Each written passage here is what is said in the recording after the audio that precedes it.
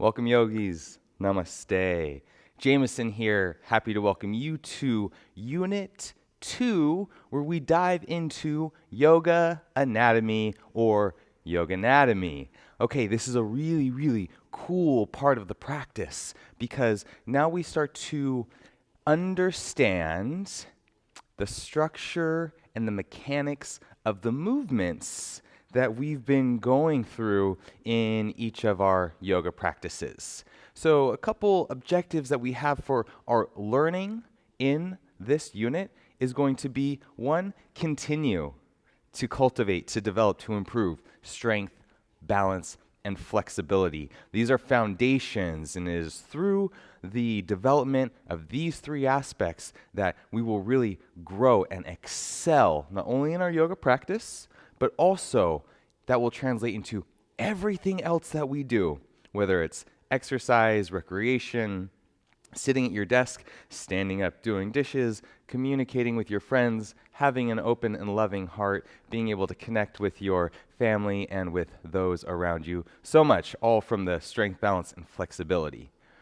Also, more specifically, what this unit is looking at is going to understand the mechanics of movement and how this understanding will help us to improve a personal body image. So it is that worldview, who we are, the world, and our place in the world. So looking at ourselves as a contributing, thriving member of community that is here to not be alone, but to be with each other, to help serve a greater good so that we can all live sustainably with our earth. I know it sounds really, really cool, right? Possible. And the yoga anatomy will help get us there. Okay, so what is anatomy? Well, anatomy is a science, and it looks at understanding the structures and the mechanics of living organisms.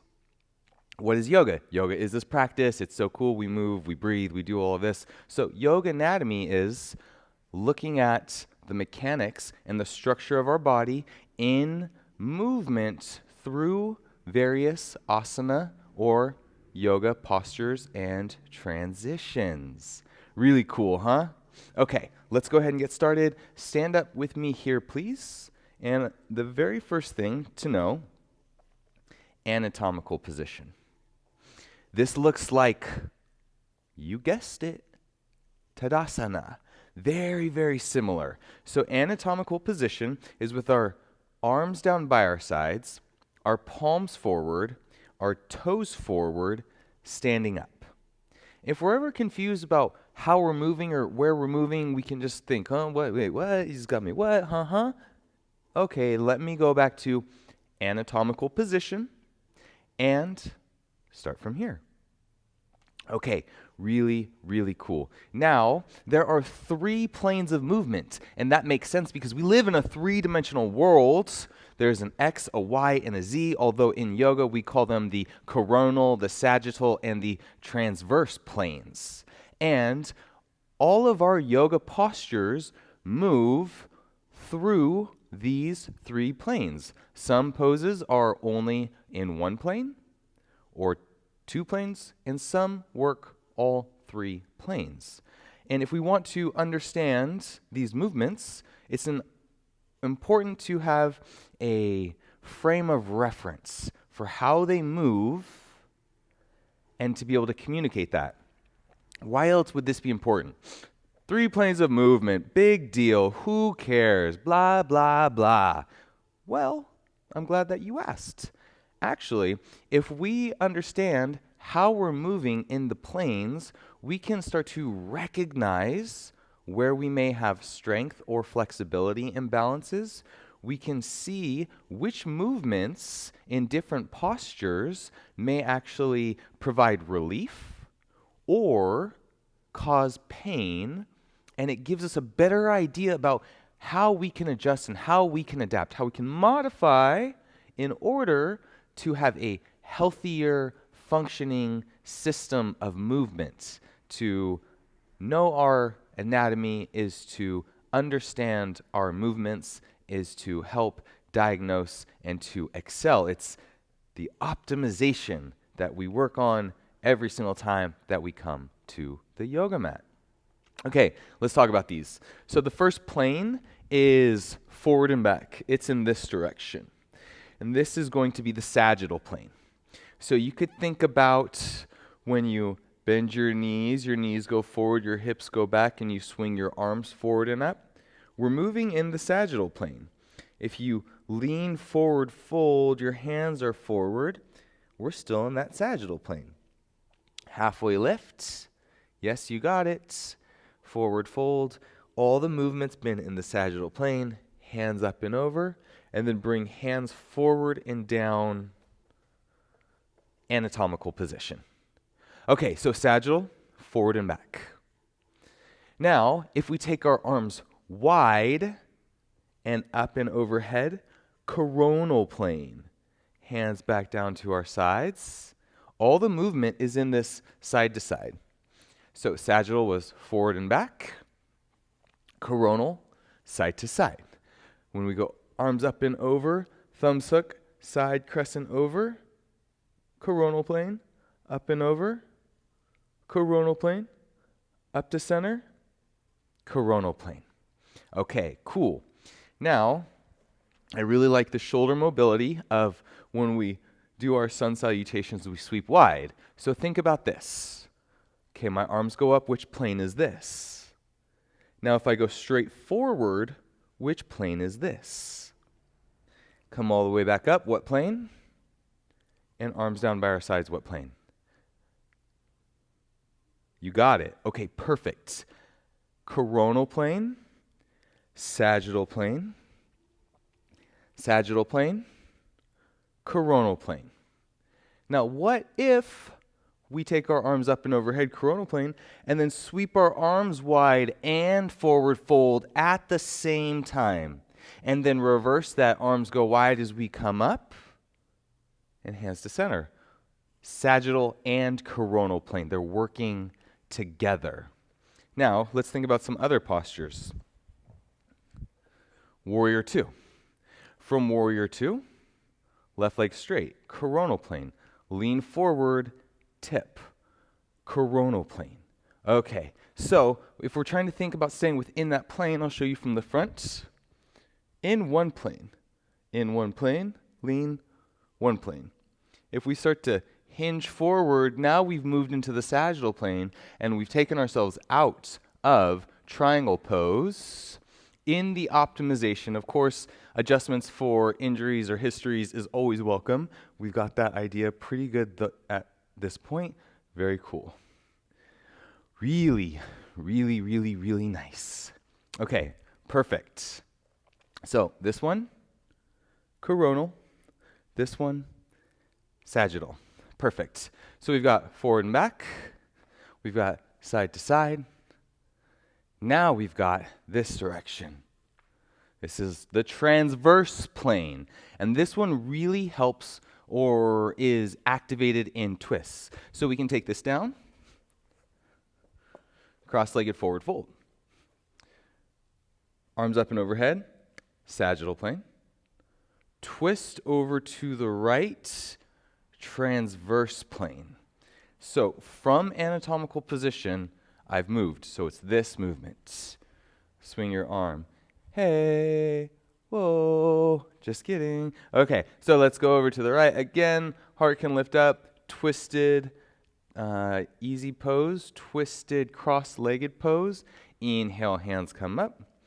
Sagittal, transverse, over to the left. Good. And often when we're moving from our core twisting in these postures, it's not just always going to be twist, twist. There is usually a sagittal and a coronal component in there as well. Okay, very cool. Ha! Nice. So quick review, 3 planes. What are they? Coronal, sagittal, transverse. Really nice. And they all stem from anatomical. Okay, very good. So a couple words that you may have heard me say already: extension and flexion. So extension and flexion happen from joints, and it is when we are moving away from the body, and that is extension, and flexion is bringing into the body. So we can flex and extend all of our joints. That's one cool thing. They also circumnavigate. They make little circles. But for our purposes, let's think about extension and flexion. Okay. Anatomical position. Hands reach up. Sagittal plane. Elbows bend. Flexion of your elbows. Hands away. Extension of your elbows. Very nice. Let's go to our knees. Knees bend. Flexion of your knees. Legs straighten. Extension of your knees. From our hips, flexion of our hips. Extension of our hips. Foot. Extension, toes point away. Flexion, toes point in. Now, there is this concept about hyperextension. And we want to be very, very careful when we are moving into hyperextension, especially when it comes to our elbows and our knees. This can, over time, develop and cause injury. So, extension, hyperextension. Okay, anatomical position, flexion of my hips, extension of my hips. Now, past that 180 degrees, hyperextension of my hips. My arms do not do it. But here's my arm. Flexion of my elbow, extension of my elbow. And for some of us, my arm makes a pretty straight line because my structure stops me here. The bones do not allow my elbow to go any further. But for some of us, and you could check this out right now, look at your arm. Does your shoulder to elbow make a line and then your wrist go lower than your elbow? If so, that's hyperextension. Now, this is not a bad thing. It is not a defect. There's nothing wrong with you if you have hyperextension. A lot of people do. It's just how some of our anatomy is, and that's awesome. What that does mean, though, is that it is important for you to be aware of your hyperextension and to know that when we are weight bearing in these joints, we want to create a little micro bend so that we are not putting pressure down into that hyperextension. For instance, in tabletop or in plank. So let's say in plank, a lot of weight is bearing down. If your elbow hyperextends, so it would be like ding, ding.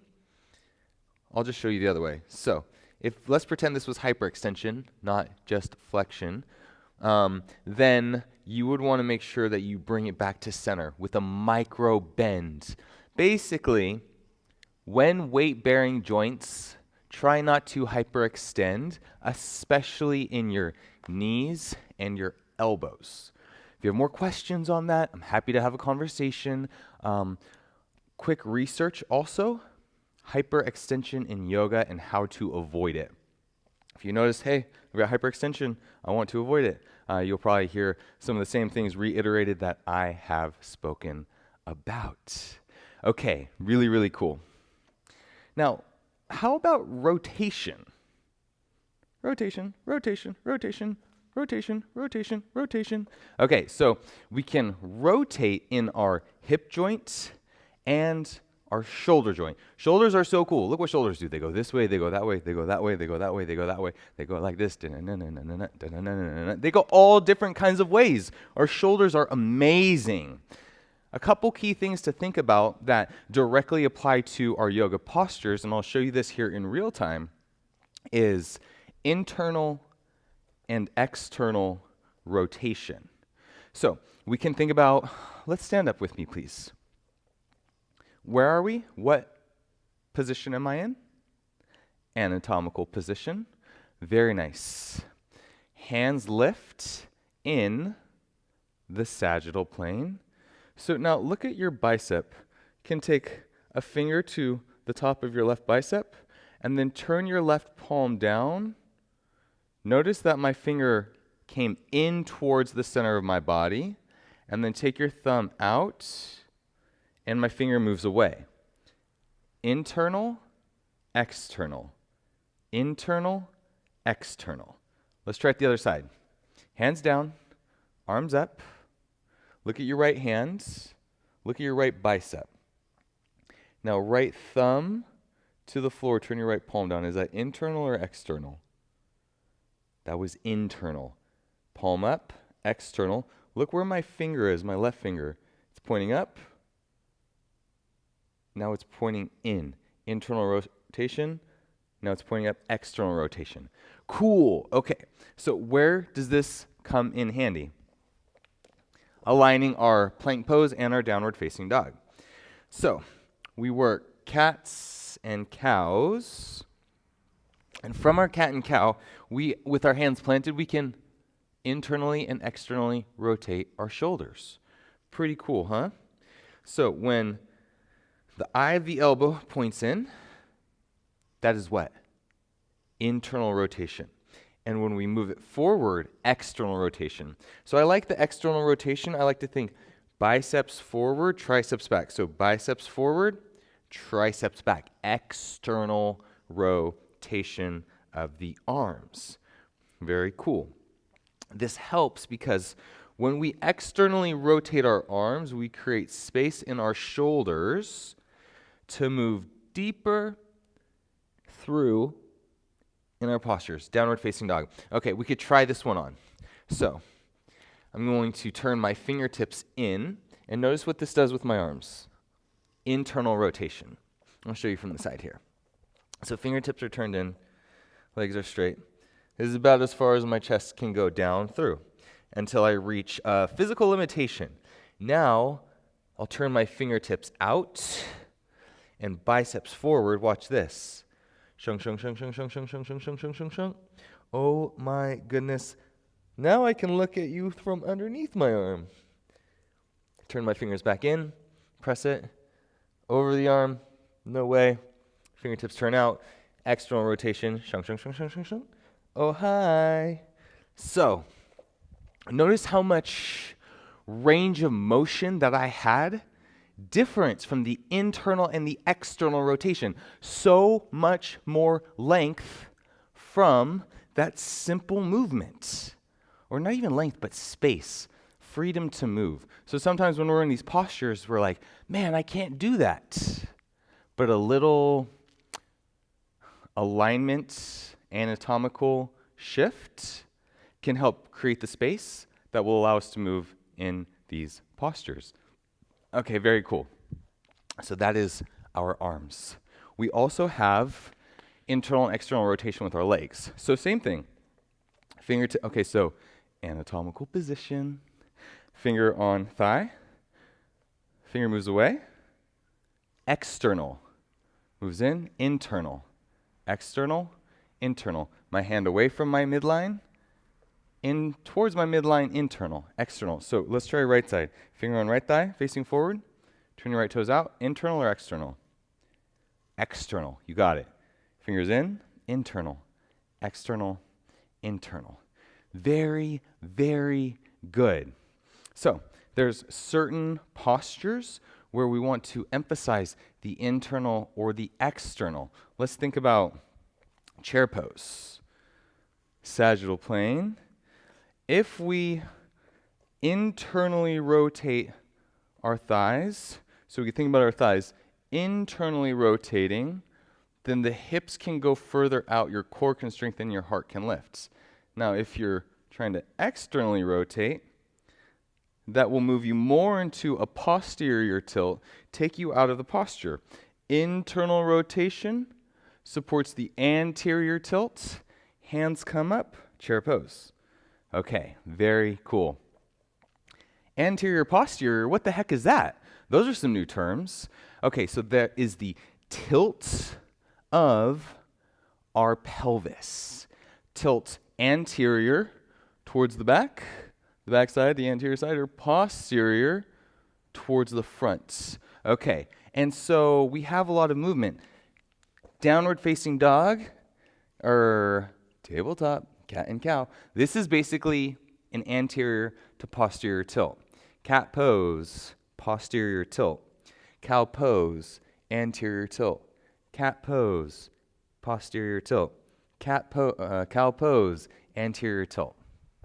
Okay, why is this important? Well, based on what we do, whether we're on our feet all day, or we sit at a desk all day, or whatever our repetitive actions are on the day-to-day, usually defined by what we do for work, but whatever you do on the day-to-day will have effects in your body.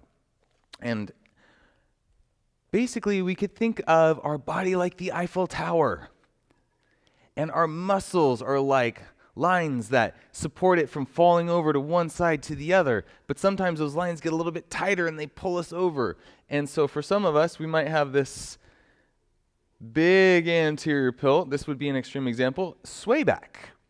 Now, this is okay. Again, there's nothing wrong with you. If you look in the mirror and you think, wow, my hips are way behind. I have this really big curve. It just means that there's some muscle imbalance. That means that from anatomical position, you are a little imbalanced in the sagittal plane. Cool. No big deal. There's work that we can do to release the back, strengthen the front body, bring the hips in line with your heels for a neutral anatomical position. When the body is in anatomical position, it's neutral, it's balanced, it's strong. And working towards standing comfortably, very, very important. Really cool. Okay, so we can have sway back or maybe even just a little back, hips back. So I'm not neutral, I'm in this anterior pelvic tilt. Now, on the other side, so we move through neutral, then we could have a bit of a slight round, hunch shoulders, and the spine goes long, and we're slightly rounded forward. Now this is a posterior tilt, and what happens when we have the posterior tilt is usually our heart is pitched forward, our shoulders are pitched forward, and we slump. Now this can create all kinds of strength imbalances from your core to your mid-back, and this is generally seen from sitting a lot. If you sit a lot, you might have a little pronounced posterior tilts, and again, it's okay. But if we recognize that, then we can start to do movements in yoga that open us up and help us to balance. Yoga is cultivating balance and strength and flexibility. Yoganatomy is about studying the structure and the mechanics of the body and how they apply into the movements, the postures, and the transitions that we go through when we practice yoga asana on the mat. Now, it's important to have an understanding of anatomical position, the three planes, flexion and extension, rotation. Our pelvic tilt. Very nice. Okay, that is a really, really good start. And we will experience these movements in our yoga practices. We will focus on each one specifically and really observe how they feel in our body when we're moving through our yoga practice. So thank you so much for your attention. I hope that you learned some really cool stuff about anatomy and that you are super stoked to dive right into this next unit of our course. Thank you so much. Namaste.